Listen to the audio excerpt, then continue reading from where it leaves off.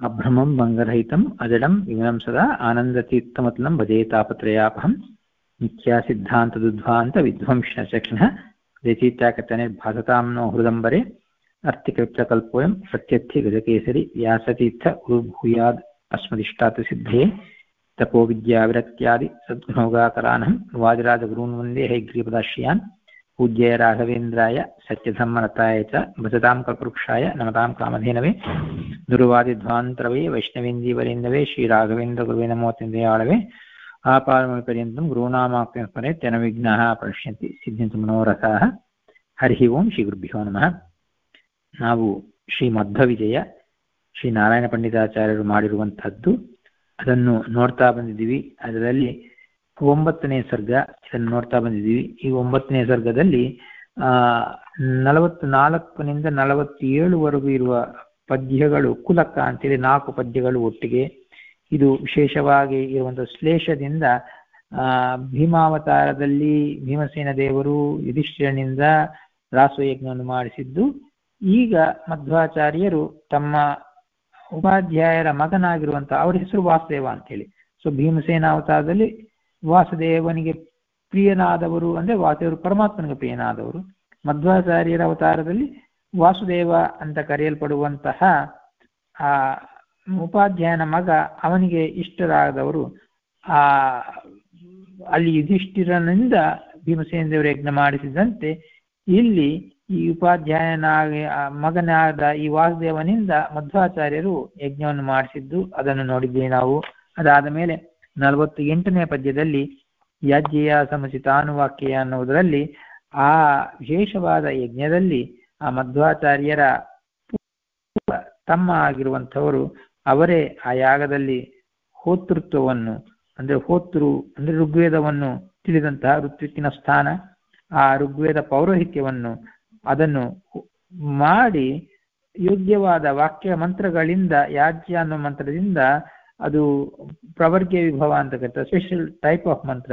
ಅದರಲ್ಲಿ ಅಭಿಷ್ಟವ ಮಂತ್ರಗಳು ಅಂತೇಳಿ ಅದರಿಂದ ಆ ಮಂತ್ರಗಳಿಂದ ದೈವತತಿ ದೇವತಾ ಸಮೂಹಗಳನ್ನು ಅತೋಷಯತ್ ಅಂಥೇಳಿ ಇಲ್ಲಿ ಮಧ್ವಾಚಾರ್ಯರ ತಮ್ಮರು ಮಾಡಿರುವಂತಹ ಕಾರ್ಯವನ್ನು ಹೇಳಿದ್ದಾರೆ. ಈ ಮಧ್ವಾಚಾರ್ಯರ ಸೂಪರ್ವಿಷನ್ ಅಲ್ಲಿ ನಡೀತಾ ಇರುವಂಥದ್ದು.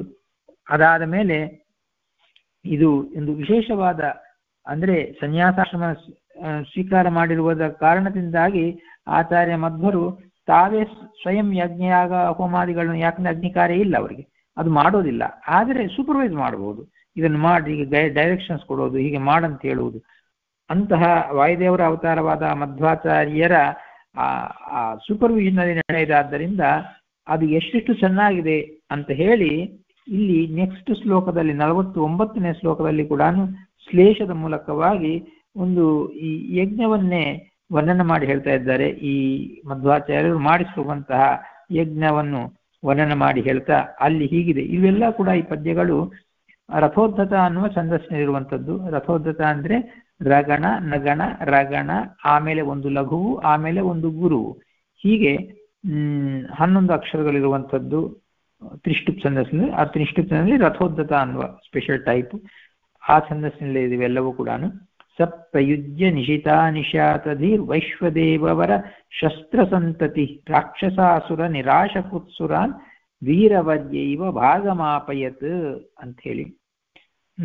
ಇದಕ್ಕೆ ಅನ್ವಯ ಹೀಗೆ: ನಿಶಾತಧೀಹಿ ಸಹ ನಿಶಿತಾಹ ವೈಶ್ವದೇವ ವರ ಶಸ್ತ್ರ ಸಂತತಿಃ ಪ್ರಯುಜ್ಯ ರಾಕ್ಷಸ ಅಸುರ ನಿರಾಸಕೃತ್ ಸುರಾನ್ ಭಾಗಂ ವೀರವರ್ಯ ಇವ ಆಪಯತ್ ಅಂತ ಹೇಳಿ ಅನ್ವಯ. ಈ ಶ್ಲೋಕಕ್ಕೆ ಭಾವಪ್ರಕಾಶಕದಲ್ಲಿ ಕೂಡ ನಾರಾಯಣ ಪಂಡಿತ ಭಾವಪ್ರಕಾಶಕ ಅನ್ನುವುದು ಈ ಮಧ್ವವಿಜಯ ರಚನೆ ಮಾಡಿದಂತಹ ನಾರಾಯಣ ಪಂಡಿತಾಚಾರ್ಯರೇ ಅದರ ವಿಶೇಷವಾದ ಅರ್ಥಗಳನ್ನು ಸಂಕ್ಷೇಪವಾಗಿ ಸೂಚನಾಪ್ರಾಯವಾಗಿ ಎಲ್ಲೆಲ್ಲಿ ಬೇಕಾಗಿದೆಯೋ ಅಲ್ಲಿ ಅವುಗಳನ್ನು ಭಾವಪ್ರಕಾಶಕ ಅನ್ನುವ ಒಂದು ಅವರೇ ಬರೆದಿರುವಂತಹ ವ್ಯಾಖ್ಯಾನದ ಮೂಲಕವಾಗಿ ಸೂಚನೆ ಮಾಡ್ತಾರೆ. ಕೆಲವು ಕಡೆ ಅಲ್ಲಿ ಏನೇನು ವಿಶೇಷ ಅಂಶ ಇದೆ ಅನ್ನೋ ತಿಳಿಸ್ಕೊಡ್ತಾರೆ. ಇಲ್ಲಿ ಅದೇ ಹೇಳುವಾಗ ಈ 49ನೇ ಪದ್ಯಕ್ಕೆ ಇಲ್ಲಿ ಹೇಳ್ತಾ ಇದ್ದಾರೆ: ವೈಶ್ವ ದೈವ ಅಗ್ನಿ ಮಾರುತ ಮರುತ್ವತೀಯ ಶ್ರೇಷ್ಠಾಹ ಅಂತೇಳಿ ಈ 3 ಮಂತ್ರಗಳ ಉಲ್ಲೇಖ ಮಾಡ್ತಾ ಇದ್ದಾರೆ. ವೈಶ್ವದೇವ ಅಗ್ನಿ ಅನ್ನೋದೊಂದು, ಮಾರುತ ಅನ್ನೋದು ಅಗ್ನಿಮಾರುತ, ವೈಶ್ವದೇವ ಅಗ್ನಿಮಾರುತ ಮರುತತ್ವತೀಯ ಅನ್ನುವ ಆ 3 ಮಂತ್ರಗಳ ವಿಷಯವನ್ನು ಇಲ್ಲಿ ಹೇಳ್ತಾ ಇದ್ದಾರೆ. ಆ 3 ಮಂತ್ರಗಳನ್ನು ಪ್ರಯೋಗ ಮಾಡಿದ್ದಾರೆ ಅಂತ ಹೇಳಿ ವೈಶ್ವದೇವರ ಶಸ್ತ್ರ ಸಂತತಿನ ಸಮೂಹ ಅಂತೇಳಿ ವಿಸ್ತಾರವಾದ ಅರ್ಥವನ್ನು ನೋಡೋಣ. ಆದರೆ ಇಲ್ಲಿ ಆ ಮಂತ್ರಗಳ ಉಲ್ಲೇಖ ಹೇಳ್ತಾ ಇವೆಲ್ಲವೂ ಕೂಡ ವಿಶ್ವದೇವ ಸಂಬಂಧಿನಿ ತತ್ತನ್ ಮಂತ್ರ ಸಂಬಂಧೇನ ಅಸ್ತ್ರರೂಪ ಆಯುಧ ಸಂತತಿಶ್ಚ ಅಂತೇಳಿ.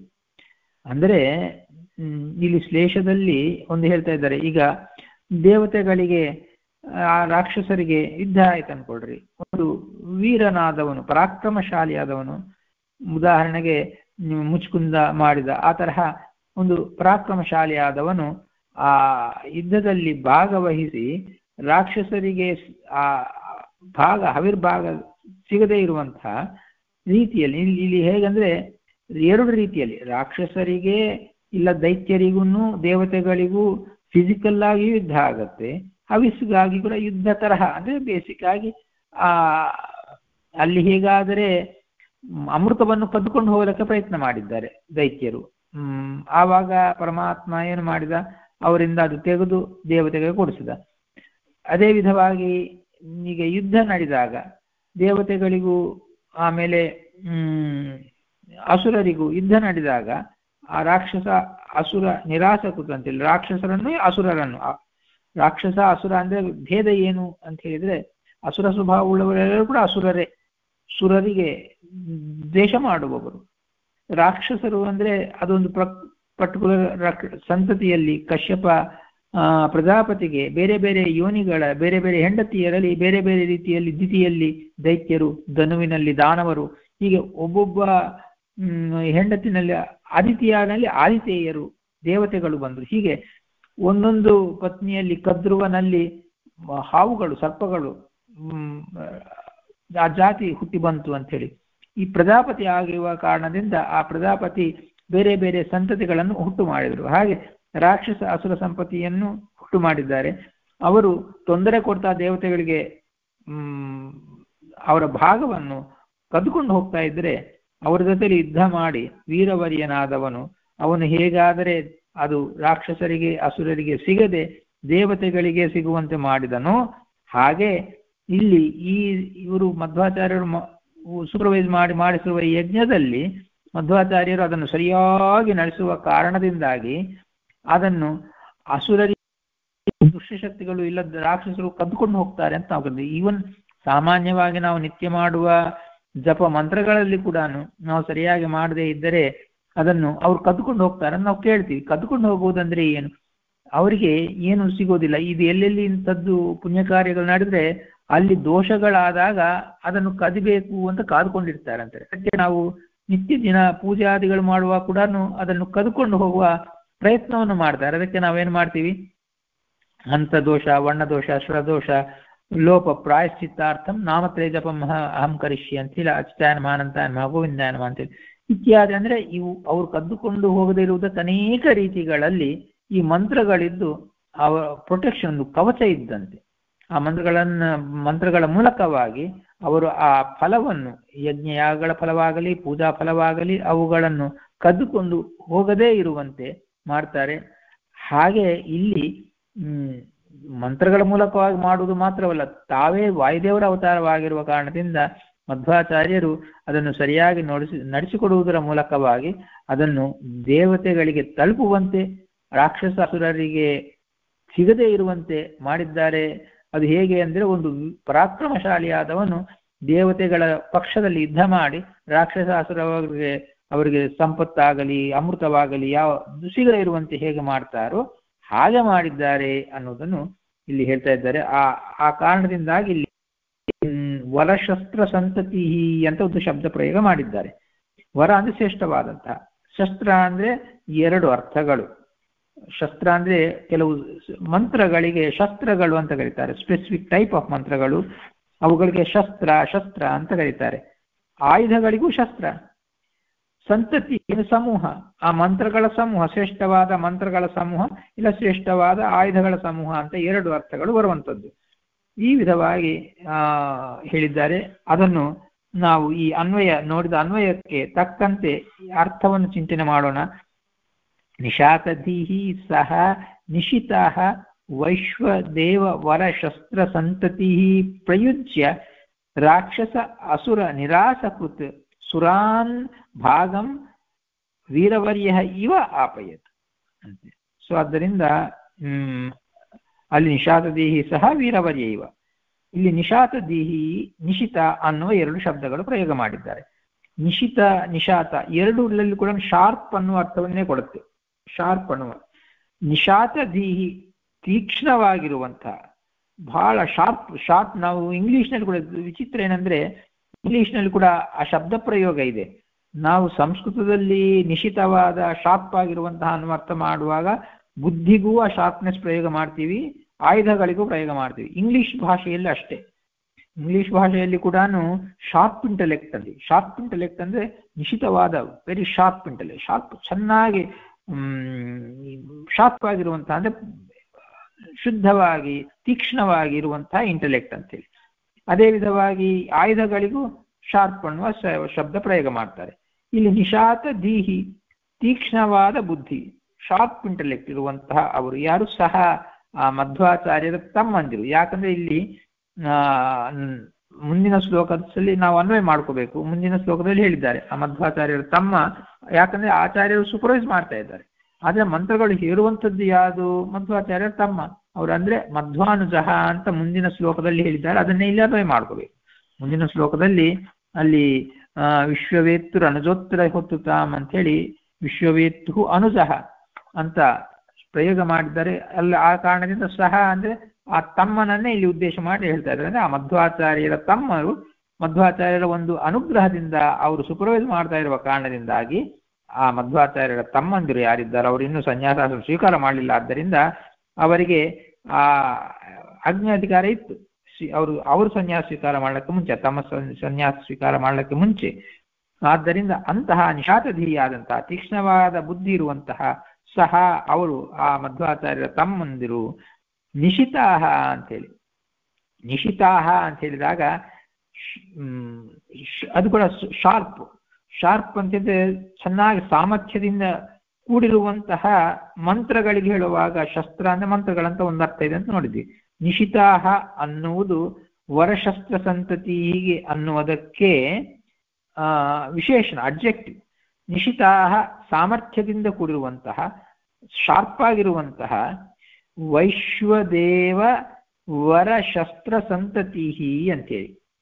ವೈಶ್ವದೇವ ಅಂದ್ರೆ ವಿಶ್ವೇದೇವರಿಗೆ ಸಂಬಂಧಪಟ್ಟಂತಹ ವರ, ಶ್ರೇಷ್ಠವಾದ ಉತ್ತಮವಾದ ಶಸ್ತ್ರ, ಸ್ತೋತ್ರ ರೂಪಗಳಾಗಿರುವಂಥದ್ದು ಇಲ್ಲ ಶಸ್ತ್ರಗಳು, ಆಯುಧಗಳಂತೆ ಇರುವಂತಹ ರುಕ್ಕುಗಳು, ಶಸ್ತ್ರರೂಪವಾದಂತಹ ಶಸ್ತ್ರ ಅನ್ನುವ ರುಕ್ಕು ಇಲ್ಲ ಆಯುಧ, ಶಸ್ತ್ರ ಅಂದ್ರೆ ಆಯುಧಗಳ ಸಂತತಿ ಸಮೂಹಗಳನ್ನು ಪ್ರಯೋಗ ಮಾಡಿ, ಪ್ರಯುಜ್ಯ ಅಂದ್ರೆ ಪ್ರಯೋಗವನ್ನು ಮಾಡಿ ಅಂತ ಅರ್ಥ. ಪ್ರಯೋಗ ಮಾಡಿ ರಾಕ್ಷಸ ಅಸುರ ನಿರಾಸಕೃತ್, ರಾಕ್ಷಸರು ದೈತ್ಯರು, ಅಸುರರು ದೈತ್ಯರು ಅವರೆಲ್ಲರ ನಿರಾಸಕೃತ್, ನಿರಸನ ಮಾಡುವುದು. ಸಂಸ್ಕೃತದಲ್ಲಿ ನಿರಸನ ಮಾಡುವುದು ಅಂದ್ರೆ rejecting them, opposing them, countering them, ಈ ವಿಧ ಅವ್ರ ಜೊತೆ ಯುದ್ಧ ಮಾಡಿ ತಿರಸ್ಕಾರ ಮಾಡಿ ಅವರನ್ನು ದೂರ ತಳ್ಳಿ ಸುರಾನ್ ಭಾಗಂ ವೀರವರ್ಯ ಇವ ಆಪಯತ್. ಸುರಾನ್ ದೇವತೆಗಳಿಗೆ ಆ ಭಾಗ, ಈ ಮಂತ್ರಗಳ ಭಾಗ ಅದನ್ನು ಸಿಗುವಂತೆ ಮಾಡಿದ್ದಾರೆ. ಅಲ್ಲಿ ಹೇಗಾದ್ರೆ ಆಯುಧಗಳನ್ನು ಉಪಯೋಗಿಸಿ ದೇವತೆಗಳಿಗೆ ಸಹಾಯ ಮಾಡಿದಂತೆ ಇಲ್ಲಿ ಆಯುಧಗಳಂತೆ ಇರುವ ಈ ಮಂತ್ರಗಳನ್ನು, ಶಸ್ತ್ರಗಳು ಅಂತ ಕರೆಯಲ್ಪಡುವ ಮಂತ್ರಗಳನ್ನು ಪ್ರಯೋಗ ಮಾಡಿದ್ದಾರೆ ಅಂತ ಹೇಳಿ ಇಲ್ಲಿ ಪ್ರಯೋಗ ಮಾಡಿದ್ದಾರೆ. ಇಲ್ಲಿ ಆಜ್ಯಶಸ್ತ್ರಂ ಪ್ರಯೋಗಶಸ್ತ್ರಂ ಚೈತಿ ಅಂತ ಹೇಳಿ ಬೇರೆ ಬೇರೆ ಶಸ್ತ್ರಗಳ ಮಂತ್ರಗಳು ನಾವು ಕೇಳ್ತೀವಿ. ಸೊ ದ್ವೇಚ ತೃತೀಯ ಸವನೆ ವೈಶ್ವದೇವಂ ಅಗ್ನಿಮಾರುತಂ ಅಂತ ಹೇಳಿ ಬೇರೆ ಬೇರೆ ಮಂತ್ರಗಳು ಬರುತ್ತೆ. ಆ ಮಂತ್ರಗಳನ್ನೆಲ್ಲ ಕೂಡ ನಾವು ಚಿಂತನೆ ಮಾಡ್ಬೇಕಂದ್ರೆ, ಆದ್ದರಿಂದ ವೈಶ್ವದೇವ ಅಗ್ನಿ ಮಾರುತತ್ವತೀಯ ಶ್ರೇಷ್ಠಾ ಇತಿ ಅಂತೇಳಿ ಆ ಮಂತ್ರಗಳ ಉಲ್ಲೇಖ ವ್ಯಾಖ್ಯಾನದಲ್ಲಿ ಹೇಳ್ತಾರೆ. ವಿಶ್ವದೇವರಿಗೆ ಸಂಬಂಧಪಟ್ಟ ಶಸ್ತ್ರಗಳ ಮಂತ್ರಗಳು ಯಾವುದು ಅಪ್ಪ ಅಂದ್ರೆ ವೈಶ್ವದೇವ ಅನ್ನುವುದು ಒಂದು, ಅಗ್ನಿಮಾರುತ ಅನ್ನುವ ಮಂತ್ರ ಮತ್ತೊಂದು, ಮರುತ್ವತೀಯ ಅನ್ನುವ ಮತ್ತೊಂದು ಮಂತ್ರ. ಈ ಮಂತ್ರಗಳನ್ನು ಶ್ರೇಷ್ಠವಾದ ಈ ಮಂತ್ರಗಳನ್ನು ಉಪಯೋಗ ಮಾಡಿ ಪ್ರಯುಜ್ಯ ಅವುಗಳನ್ನು ಉಪಯೋಗ ಮಾಡಿ ಅವರೇನು ಮಾಡಿದ್ದಾರೆ, ದೇವತೆಗಳಿಗೆ ಸಹಾಯ ಮಾಡಿದ್ದಾರೆ. ಅದಕ್ಕೆ ನಿಶಾತದಿಹಿ ನಿಷಿಧ ಬುದ್ಧಿ ಸಹ ಶ್ರೀಮಧ್ವಾನುಜಃ ನಿಶಿತಾಃ ವೀರ್ಯವತೀಃ ವೈಶ್ವದೇವ ವರಶಸ್ತ್ರ ಸಂತತಿಃ ವೈಶ್ವದೇವ ಅಗ್ನಿಮಾರುತ ಮರುತತ್ವತೀಯಾಃ ಶ್ರೇಷ್ಠಾಃ ವಿಶ್ವದೇವ ಸಂಬಂಧಿನೀಃ ತತ್ತನ್ಮಂತ್ರ ಸಂಬಂಧೇನ ಅಸ್ತ್ರರೂಪಾಃ ರುಚಃ ಅಂತೇಳಿ.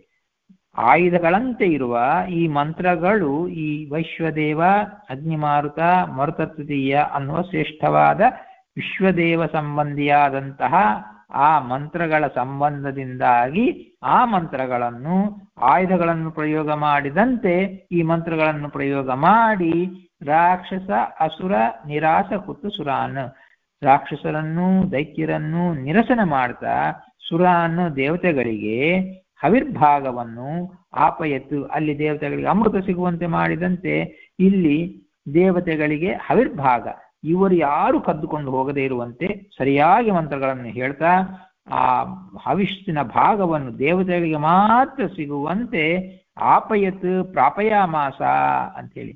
ಅದು ಹೇಗೆ ಕೈವ ಅಂದ್ರೆ ವೀರವರ್ಯ ಇವ, ಶ್ರೇಷ್ಠನಾದಂತಹ ವೀರಶ್ರೇಷ್ಠನು ಅವನು ನ್ಯಾಯಮಾರ್ಗದಲ್ಲಿ ಉಳ್ಳವನು. ಹೇಗೆ ಆದರೆ ಶಸ್ತ್ರಸಂತತಿ ಪ್ರಯುಜ್ಯ ಅನ್ಯಾಯೇನ ಧನಾದಿ ಭಾಗಮಿಚ್ಛತೋ ದುಷ್ಟಾನ್ ನಿರಸ್ಯ ತದ್ಭಾಗಾರ್ಹಾನ್ ಭಾಗಮಾಪಯತು ತದ್ವದಿತಿ ಭಾವ ಅಂತೇಳಿ.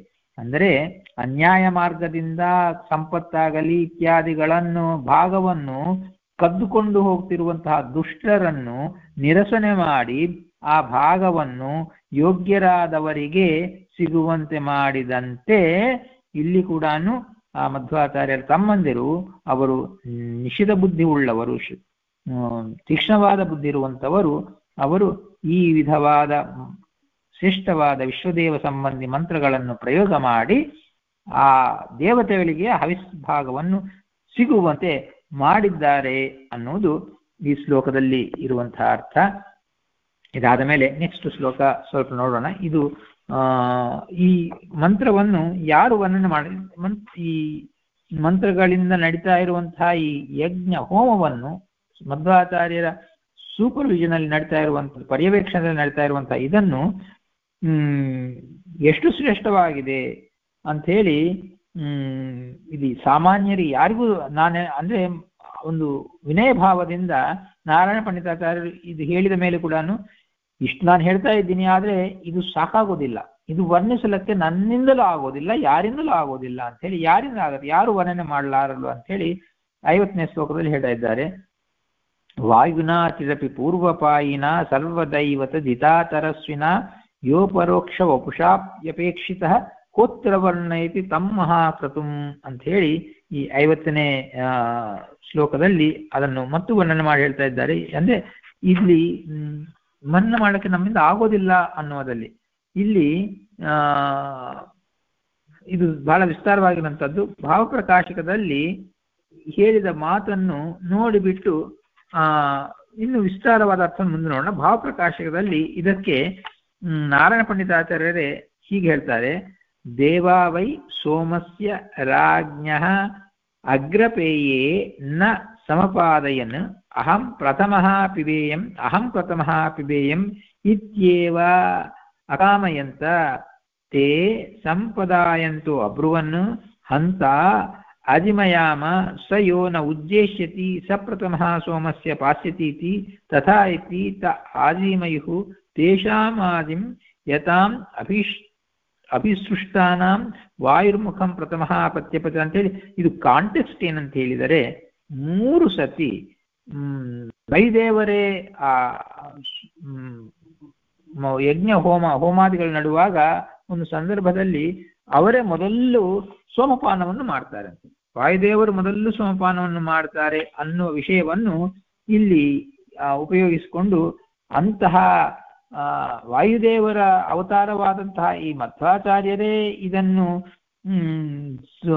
ಸೂಪರ್ವೈಸ್ ಮಾಡ್ತಾ ಇದ್ದಾರೆ ಅಂದ್ರೆ ಇಂತಹ ಮಹಾಕ್ರತುವನ್ನು ಯಾರಿಂದ ವರ್ಣನೆ ಮಾಡ್ಲಿಕ್ಕಾಗುತ್ತೆ? ಹೂ ಕ್ಯಾನ್ ಡಿಸ್ಕ್ರೈಬ್ ಅಂತ ಹೇಳಿ ಹೇಳ್ತಾ ಇದ್ದಾರೆ.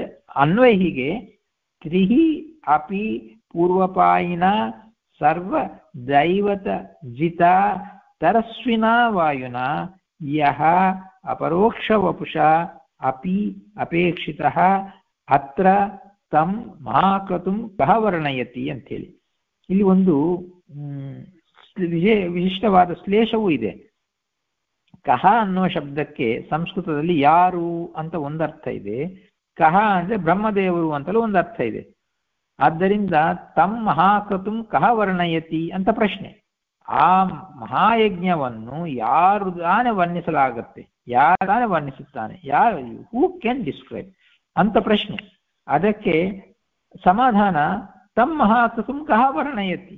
ಆ ಮಹಾಯಜ್ಞವನ್ನು ಕಹ ಅಂದ್ರೆ ಚತುರ್ಮುಖ ಬ್ರಹ್ಮದೇವರು, ಚತುರ್ಮುಖ ಬ್ರಹ್ಮದೇವರು ಇಲ್ಲ ವಾಯುದೇವರು ಕೂಡ ಶಬ್ದ ಪ್ರಯೋಗ ಮಾಡ್ತಾರೆ. ಸೊ ಆದ್ದರಿಂದ ಬ್ರಹ್ಮದೇವರೇ ಇದನ್ನು ವರ್ಣಿಸ್ಲಿಕ್ಕಾಗತ್ತೆ. Who can describe, only Brahma can describe ಅಂತ ಹೇಳಿ ಈ ವಿಧವಾಗಿ ಚಮತ್ಕಾರದಿಂದ ಇದನ್ನು ವರ್ಣನೆ ಮಾಡಿ ಹೇಳಿದ್ದಾರೆ. ಇನ್ನು ನೆಕ್ಸ್ಟ್ ಕ್ಲಾಸ್ನಲ್ಲಿ ನಾವು ಆ ಭಾವಪ್ರಕಾಶಕದಲ್ಲಿ ಅವರು ಹೇಳಿದ್ದ ವಿಸ್ತಾರವಾಗಿ ಹೇಳಿದ್ದ ಅರ್ಥವನ್ನು, ಆಮೇಲೆ ಶ್ಲೋಕದ ವಿಸ್ತಾರವಾದ ಅರ್ಥವನ್ನು ನೆಕ್ಸ್ಟ್ ಕ್ಲಾಸ್ನಲ್ಲಿ ನೋಡೋಣ. ಹರೇ ಶ್ರೀನಿವಾಸ, ಶ್ರೀಕೃಷ್ಣಾರ್ಪಣಮಸ್ತು. ಏನಾದರೂ ಪ್ರಶ್ನೆಗಳಿದ್ದರೆ *6 ಅನ್ಮಿಟ್ ಮಾಡಿ ಕೇಳ್ಬೋದ್ರಿ. ಹರೇ ಶ್ರೀನಿವಾಸ.